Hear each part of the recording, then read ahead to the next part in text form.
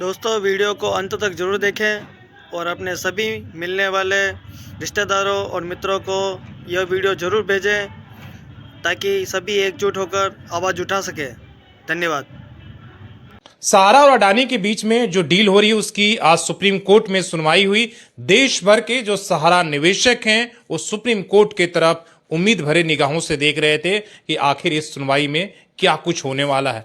तो इस सुनवाई से क्या कुछ निकल कर आया और इस मामले में सुप्रीम कोर्ट ने क्या कहा, केंद्र सरकार से क्या, केंद्र सरकार के जवाब को लेकर उसने क्या कहा, और इस सारे पक्ष सेबी से लेकर और अडानी तक आज क्या कुछ हुआ इस कोर्ट में, हम पूरे खबर आपको बताते हैं। और ये खबर आपके लिए जानना जरूरी है अगर आप निवेशक हैं कि निवेशकों की चिंता को लेकर क्या कुछ इसमें बात हुई या नहीं हुई। तो हम पूरी खबर आपको विस्तार से बताते हैं और सुप्रीम कोर्ट ने क्यों कहा कि केंद्र सरकार का जवाब का हम इंतजार करेंगे, और सब कुछ जो है एक तरह से केंद्र सरकार के पाले में निवेशकों की चिंता हो या संपत्ति जो अडानी और सहारा के बीच में संपत्ति का डील होगा या खरीदारी होगी या नहीं, ये सारे मामले जो है एक तरह से केंद्र सरकार के पाले में दिख रहा है। सुप्रीम कोर्ट ने सहारा समूह की इस याचिका पर सुनवाई करते हुए 6 सप्ताह के लिए सोमवार को टाल दी है। अडानी ग्रुप को संपत्ति बेचने की अनुमति मांगी गई थी। कोर्ट ने केंद्र से कहा कि वह इस मुद्दे पर न्याय मित्र जो आपके नेफेडे साहब जो पिछले बार उन्हें न्याय मित्र बनाया गया था, उनकी रिपोर्ट जो प्रस्तुत किया गया उस पर जवाब दाखिल करे। मुख्य न्यायाधीश जो BR गवई हैं उनके साथ 2 और न्यायाधीश रहे, उनके पीठ में आज सुनवाई हुई और इस मामले में सहकारिता मंत्रालय को पक्षकार बनाया गया है। सहकारिता मंत्रालय कौन? जो CRCS पोर्टल अमित शाह का मंत्रालय, वही मंत्रालय है। भारत सरकार के सहकारिता मंत्रालय के मंत्री अमित शाह हैं। और इससे पहले कि केंद्र की ओर से जो सॉलिसिटर जनरल है तुषार मेहता, उन्होंने कहा कि सहारा समूह की कई सहकारी समितियां हैं बनाई है जो प्रभावित हो सकती है। इस मामले में न्याय मित्र जो सीनियर एडवोकेट शेखर नफड़े ने अदालत को एक जो है अपना रिपोर्ट सौंपी है, अभिवेदन सौंपा है और कहा है कि भाई जो सहारा समूह की संपत्तियां हैं जो 88 की लिस्ट है उसमें कई पर जो है आपत्तियां मिली है। खासतौर पर 34 संपत्तियों के संबंध में आपत्तियां अभी तक दर्ज की गई हैं, मतलब लिटिगेशन में है। कई जगह तो कागज ही नहीं है और संपत्तियों को बेच दिया गया।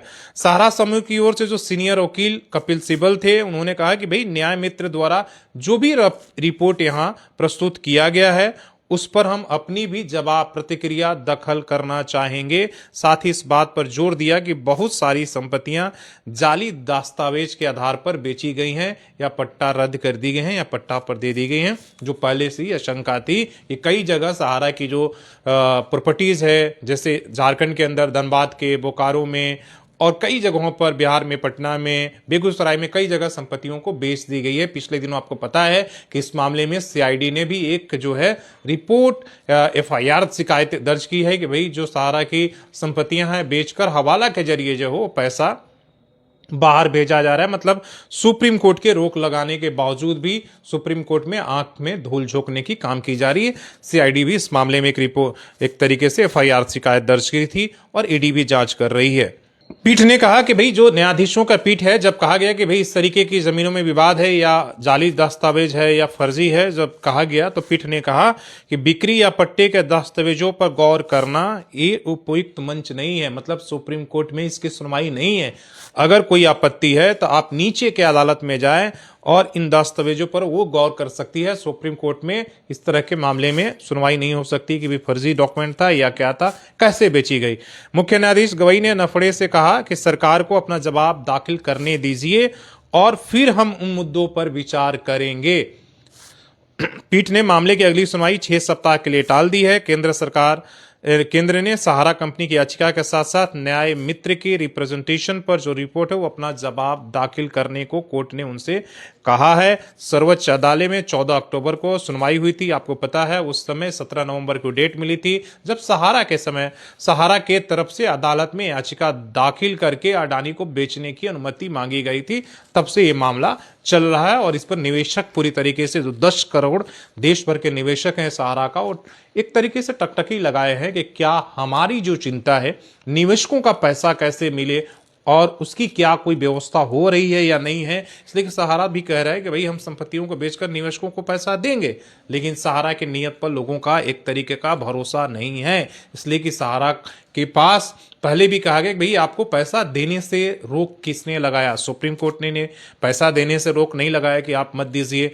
आप अगर पहले भी ये कर सकते थे, लेकिन आप कर नहीं रहे हैं। जो पैसा है भी आप उसे लौटा नहीं रहे हैं, और जो संपत्तियां बेची भी जा रही, कहा जा रहा है कि भाई हवाला के जरिए अब तो बाहर भेज दे रहे हैं, तो उनकी भी नीयत पर एक तरीके से विश्वास नहीं है। दूसरी तरफ जो केंद्र सरकार ने 5-5 हजार करोड़ करके सीआरसीएस पोर्टल के जरिए जो निवेशकों को पैसा लौटाने के प्रयास कर रही है, वो भी एक तरीके से असफल प्रयास है। इसलिए कि निवेशकों का 100 में से 10 लोगों के पैसे मिल रहे हैं, वो भी 50,000 से के आसपास में, लेकिन वो भी केवल प्रिंसिपल अमाउंट।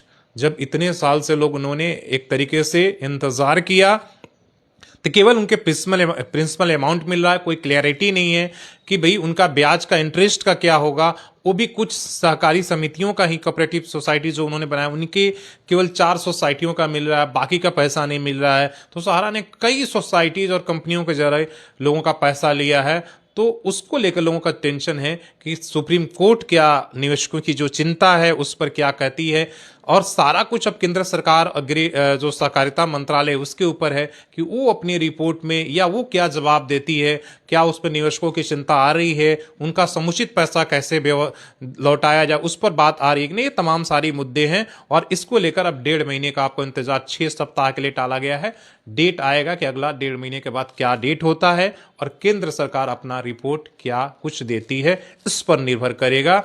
आपकी अगर इस पूरी खबर को लेकर कुछ अगर आपकी राय है तो आप कमेंट करके ज़रूर बताइएगा, और उस राय पर हम अपनी सहमति या हम चाहेंगे कि जो उपयुक्त लोग हैं उनसे बात करके आपके उस पर हम जवाब दे सकते हैं। धन्यवाद।